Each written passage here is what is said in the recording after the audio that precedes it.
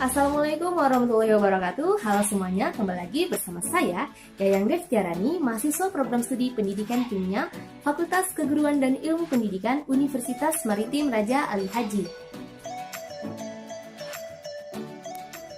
Pada video kali ini kita akan membahas mengenai LKPD. Nah, apa sih itu LKPD?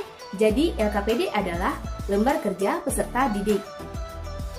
Jadi pada video kali ini LKPD yaitu mengenai materi ikatan kimia, yaitu LKPD-nya berbasis masalah atau problem based learning.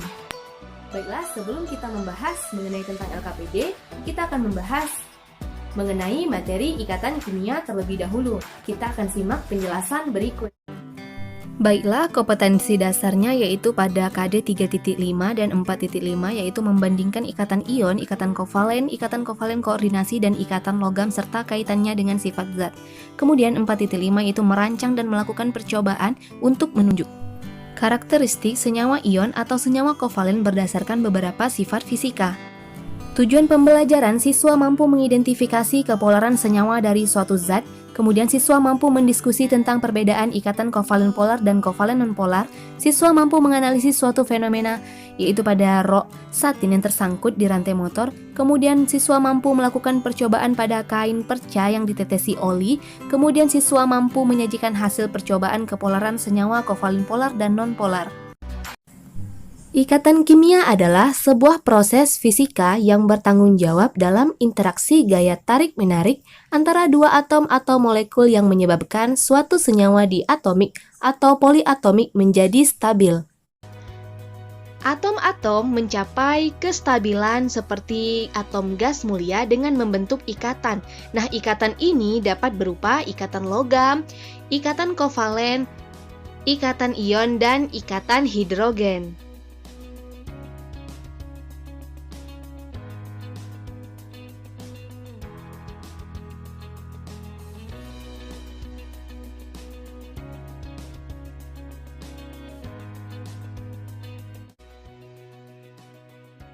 Contohnya yaitu pada litium fluorida. Nah, dengan litium nomor atom 3 dan elektron valensi 1. Kemudian, kita bisa melihat fluor dengan nomor atom 9 dan elektron valensi 7. Untuk mencapai kestabilan, maka kedua atom ini harus membentuk atau memenuhi teori oktet.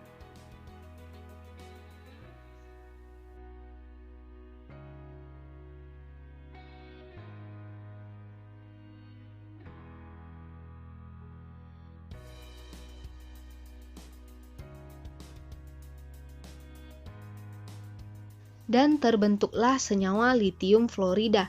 Ikatan ini terjadi karena adanya tarik-menarik antara dua ion positif dengan ion negatif. Terbentuk karena salah satu atom memberikan elektron kepada atom pasangan yang memiliki kemampuan untuk menerima elektron. Ion positif ukurannya relatif kecil, sedangkan ion negatif relatif besar. Terjadi antara unsur yang memiliki energi ionisasi kecil dengan unsur yang afinitas elektronnya besar.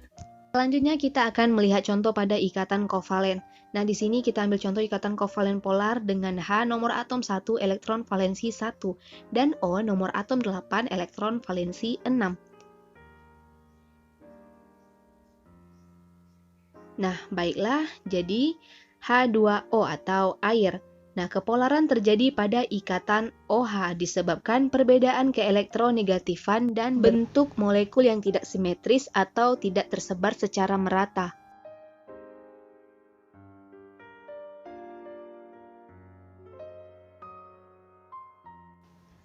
Kesimpulan tentang ikatan kovalen, ikatan yang terbentuk karena pemakaian bersama sepasang elektron atau lebih. Kulit terluar dari kedua atom membentuk sebuah lintasan sehingga waktu yang diperlukan oleh kedua atom tersebut untuk mengorbit inti atom menjadi lebih lama. Elektron yang membentuk ikatan menjadi milik bersama dari kedua atom yang berikatan. Selanjutnya ikatan kovalen nonpolar, yaitu kita mengambil contoh pada O2 dengan nomor atom 8 dan elektron valensi 6. Nah, di sini terlihat molekul O2 dua pasangan elektron digunakan secara bersama sama dengan ikatan kovalen rangkap 2. terjadi jika pasangan elektron ikatan tertarik sama kuat ke semua atom. Momen dipol sama dengan 0 atau tidak terjadi polarisasi. Dan bentuk molekul simetris. Selanjutnya kita lihat contoh pada N2. Nah, dengan nomor atom 7 dan elektron valensi 5. Kemudian membentuk molekul N2. 3 pasang elektron digunakan secara bersama sama dengan ikatan kovalen rangkap 3. Umumnya terjadi antara atom-atom non-logam dengan non-logam.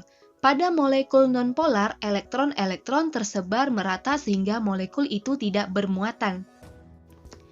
Pada pasangan unsur yang sama, ikatan tunggal merupakan ikatan yang paling lemah dan panjang. Semakin banyak pasangan elektron milik bersama, ikatannya semakin kuat. Selanjutnya, kita akan melihat kegiatan 1 pada LKPD berbasis masalah berikut. Nah, yaitu amati video tersebut. Suatu ketika, seorang anak selesai makan di kantin sekolah, tangannya berminyak sekali, hingga dia mencuci tangannya dengan air. Nah, tetapi kok tidak bisa hilang ya minyaknya dari tangan? Nah, mari kita lihat video berikut ketika air digabungkan dengan minyak. Maka apa yang terjadi?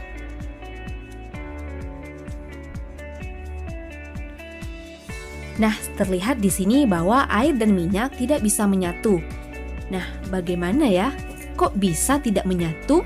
Padahal sama-sama larutan, bukan? Nah, tetapi ketika garam ditambahkan dengan air, maka keduanya bisa menyatu.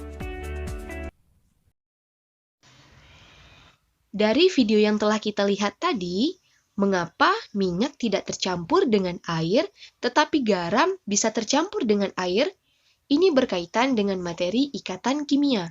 Nah, bisakah kamu menyebutkan ikatan kimia apa yang terjadi antara minyak dan air sehingga keduanya tidak menyatu? Dan ikatan apa yang terjadi antara air dan garam sehingga bisa menyatu? Nah, dicatat ya. Baiklah, selanjutnya kegiatan kedua, yaitu kita akan mencoba eksperimen. Tetapi sebelum itu, kita akan melihat dulu fenomena berikut ini. Nah, selanjutnya yaitu video berikut terlihat dari seorang perempuan menggunakan rok dan roknya itu tersangkut di rantai motor sehingga berusaha mengeluarkannya, tetapi noda olinya pasti berbekas, bukan? Bagaimana ya menghilangkan noda oli? Nah, setelah kita melihat video tadi, maka kalian harus menentukan rumusan masalah. Kemudian kalian buatlah hipotesis untuk melakukan percobaan. Untuk melakukan percobaan, kita memerlukan alat dan bahan sebagai berikut. Gelas plastik 6 buah, pipet tetes 6 buah, pengaduk 1 buah. Kemudian bahannya kain perca putih, oli, air, bahan bakar bensin, larutan deterjen, larutan asam sitrat atau pemutih, larutan cuka, larutan garam. Nah, jadi prosedur percobaan yaitu yang pertama, teteskan 2 tetes oli pada 6 buah kain perca yang telah kita gunting tadi. Kemudian yang kedua, cuci masing-masing kain perca yang terkena noda oli dengan 1 kain perca pertama dicuci dengan air selama 5 menit. Kain perca kedua dicuci dengan larutan deterjen selama 5 menit. Kain perca ketiga dicuci dengan larutan asam sitrat selama 5 menit. Nah, kain perca yang keempat dicuci dengan larutan cuka selama 5 menit. Kain perca kelima dicuci dengan larutan garam selama 5 menit. Kain perca keenam dicuci dengan bahan bakar bensin selama 5 menit. Dan kemudian bandingkan dan amati perubahannya. Buatlah hasil pengamatan sesuai dengan tabel berikut ini.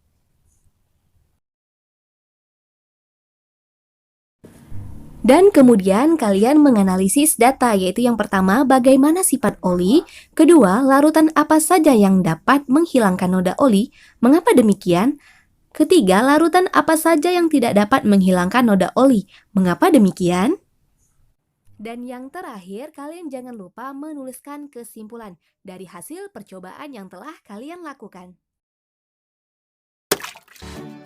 Baiklah, semua kegiatan sudah kalian lihat ya, baik itu kegiatan 1 maupun itu kegiatan 2. Nah, jadi kegiatan kalian selanjutnya yaitu catat dan analisislah dari kedua kegiatan tersebut yang sudah kalian kerjakan tadi, lalu kirim ke Google Classroom. Nah, jika soal tadi kurang jelas, kalian bisa melihatnya kembali